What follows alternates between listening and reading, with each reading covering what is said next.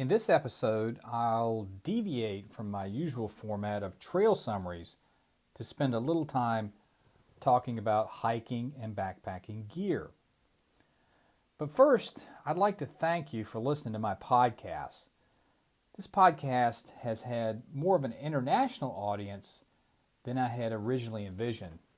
I appreciate all the listeners in Ireland, Turkey, Sweden, Canada, Australia, the UK, Slovakia, and the US. This podcast can be heard on many different platforms, but I get more traffic on certain platforms, including Apple Podcasts, Google Podcasts, Pandora, Stitcher, Overcast, Podcast Addict, and Spotify.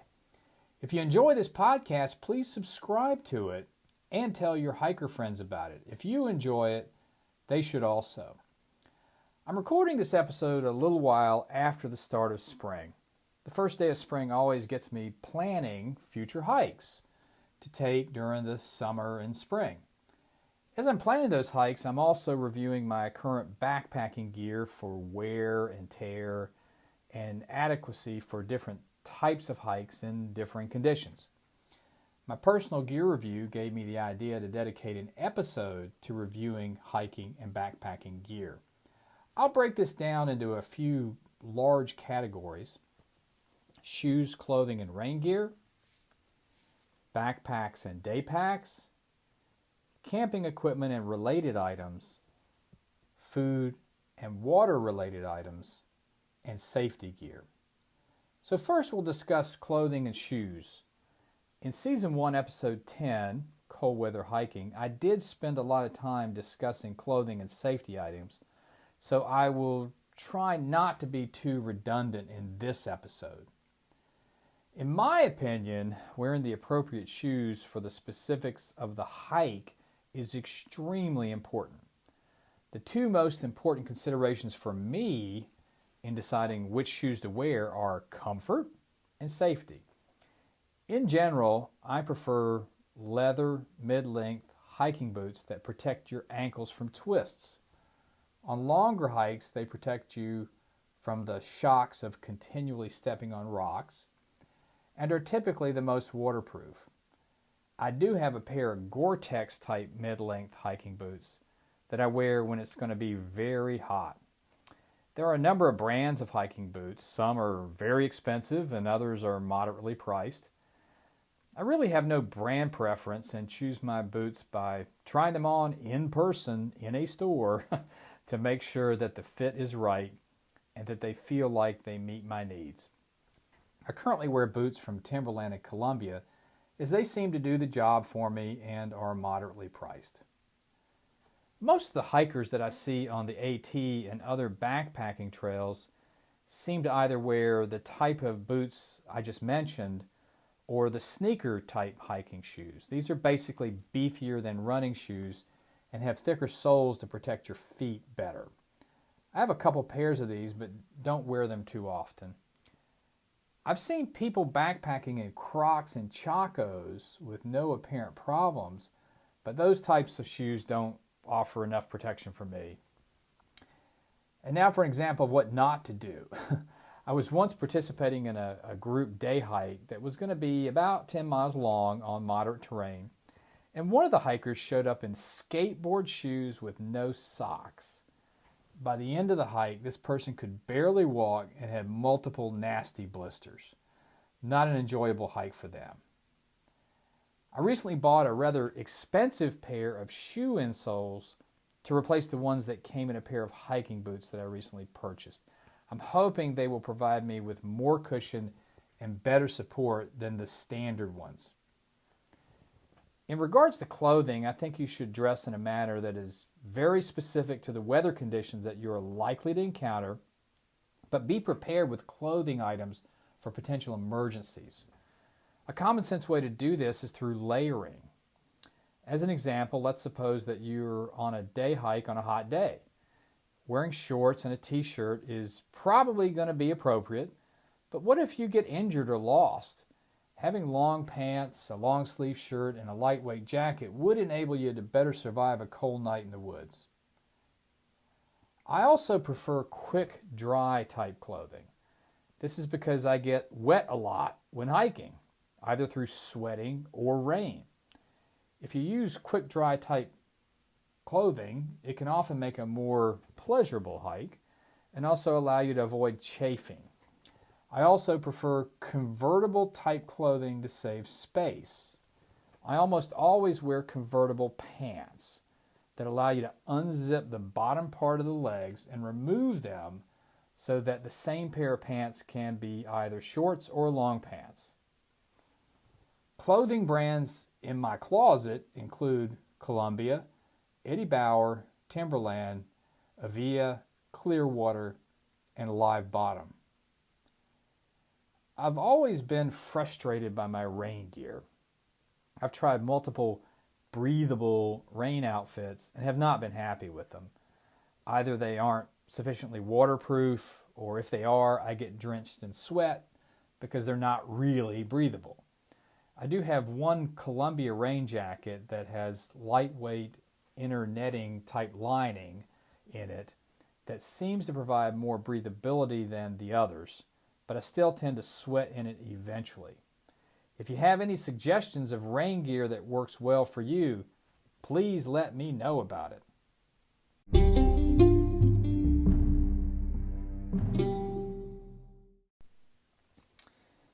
If you've listened to my past podcast, you'll know that I keep a day pack filled with appropriate items with me at all times for spur-of-the-moment hikes.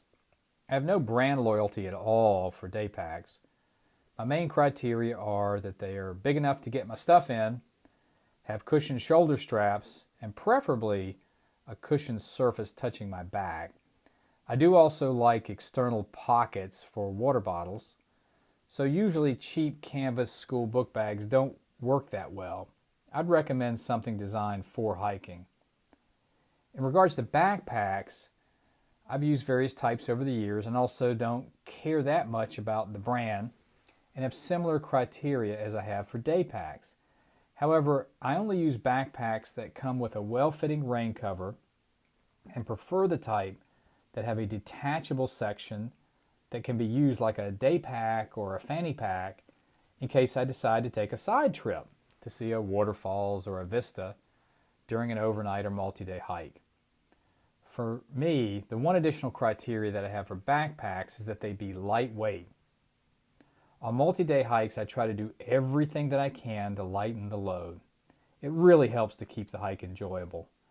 Some people prefer packs that are designed to accommodate a large camelback type hydration bladder, but that isn't all that important to me. Backpacks can cost a lot of money.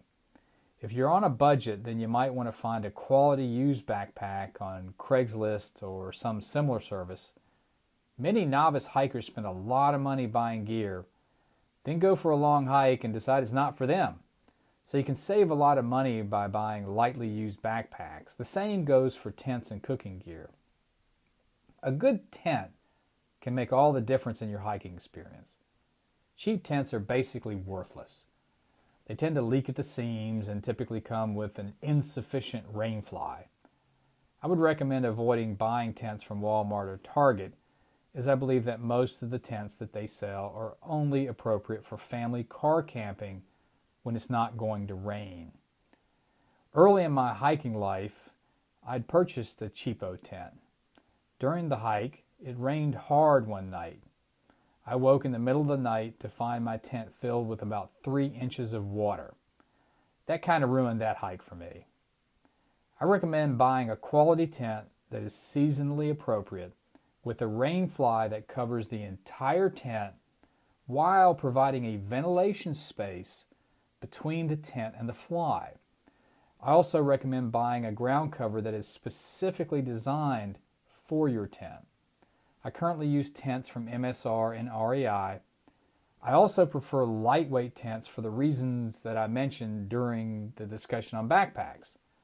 I try not to carry a lot of gear with me during backpacking trips, but I do carry a bear bag and lightweight rope with me to place my food and anything that has odors in so that it's well away from my campsite.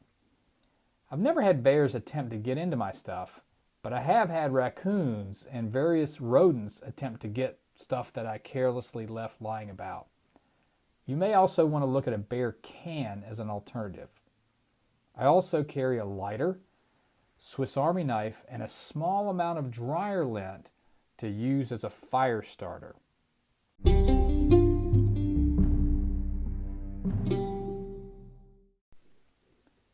When day hiking, I typically carry 1 or 2 Nalgene bottles of water, some granola bars, and beef jerky. When backpacking, a little more planning is required. I plan each meal that I'll need during the hike. I like Mountain House dehydrated meals as most of them are tasty and they're lightweight. They're typically my evening meal. For lunch and breakfast, I like granola bars, beef jerky, instant oatmeal, trail mix, and Starbucks instant coffee. I try to consider the weight of all the food I take on backpacking trips. I have both a pocket rocket and a Jetboil for cooking. These both require canisters of isobutane fuel. I take one or the other, but never both on a trip. The pocket rocket is tiny, but does require that I also take a small cook pot to use. The Jetboil is an all-in-one system. However, it does weigh a little more than the combination of the pocket rocket and one of my lighter weight cook pots. I try not to bring any plates or bowls as they just add weight. I just eat out of the pot. I do carry a coffee cup and a spork. If I need to cut anything, then I just use my Swiss Army knife. When backpacking, I carry a water filtration system and sterilizing tablets as a backup and 2 extremely large Nalgene water bottles. My MSR hand pump water filtration system is designed to screw onto the Nalgene bottles. I've purchased a mini Sawyer gravity-fed filtration system and have not used it yet, but plan to give it a test this year. In Season 1, Episode 10, Cold Weather Hiking, I did spend a lot of time discussing the uses of various safety gear, so I'll try not to be repetitive in this episode. Keep in mind that some of the safety gear that you take during a day hike can be left out of your backpacking kit as it would be redundant. As an example, you would likely not need an emergency rain poncho or emergency blanket when backpacking, as you would have rain gear and a sleeping bag with you already. Here's a brief list of some safety-related items I think you should consider having on a hike in case you have an emergency. A first aid kit, whistle, lighter, cell phone with a charged battery bank and cord, a compass, rain gear, an emergency blanket, a water bottle, a life straw, a signaling mirror, a small tarp, a rope, bear spray, a pocket knife, contingency clothing, a 2-way radio, and a GPS device. There are likely additional safety items that you would want to bring depending on your preferences and your specific situation. Let's suppose you became lost during a day hike and had to unexpectedly spend the night in the wilderness. With the items I mentioned, you could start a fire, make a makeshift shelter out of the tarp and rope, put on the additional clothing and rain gear for warmth, and use the emergency blanket, and blow on the whistle to signal you need help.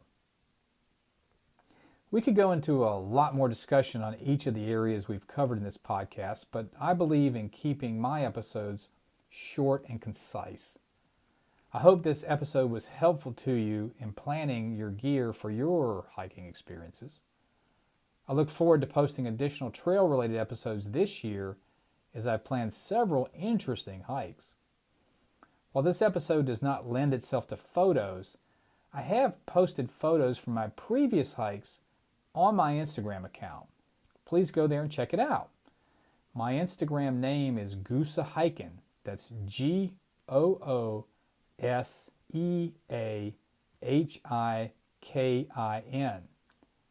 If you enjoy my podcast, please subscribe to it on your preferred podcast platform. And please let your hiking buddies know about it as well.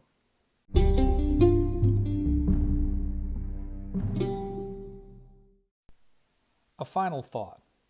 Enjoying the great outdoors is exciting and fun, but don't engage in strenuous physical activities that are beyond your capabilities or your physical condition.